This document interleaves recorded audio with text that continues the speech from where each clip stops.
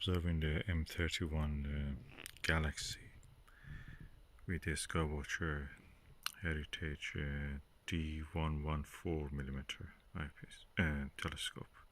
It's a Newtonian. I'm using Teleview Panoptic 24mm, and it has widest view possible. I can see M31, I can see M1110, M32. I'm not sure I see it or not, but must be there, one of the stars in that side.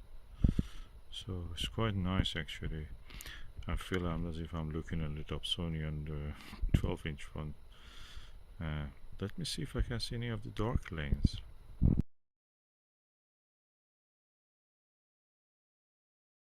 Okay, I've not changed to the Starguide. The ED 12mm magnification is almost double, and I can see the core of the M31. I can see M32 easy.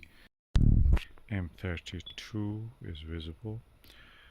I'm not sure I'm seeing a dark lane, but I mean the one that is under toward the M110. But I can see several filaments of darkness going toward the center along the axis of the M31, on the top and the bottom of that axis. You can see those ones in a good scene, rare moments.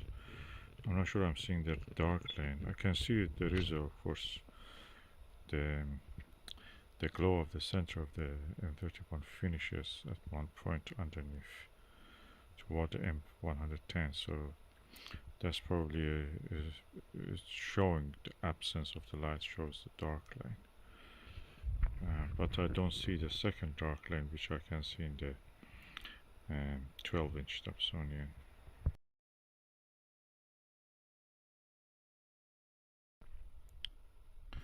Okay, I'm now looking with the 5mm Vixen SLV at the Jupiter.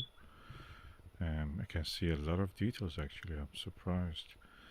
It's not as much as a 120mm Skywatcher DS Pro ED refractor, but it's quite impressive. Such a simple design and such a small aperture like 114.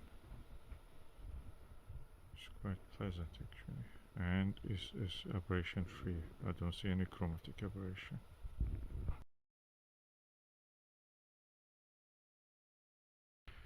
Yeah, image is lovely and bright, but I think if I build something like aperture stop to practically eliminate the effect of this secondary mirror, I may be able to actually get more details in this. I've done it previously with a tiny 2.5-inch reflector, Newtonian reflector, and with this one probably is really possible.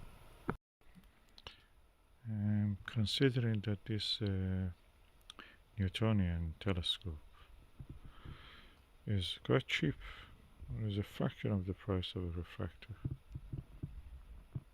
and it comes with its own mount. I've installed it on the SkyT, but it comes with its own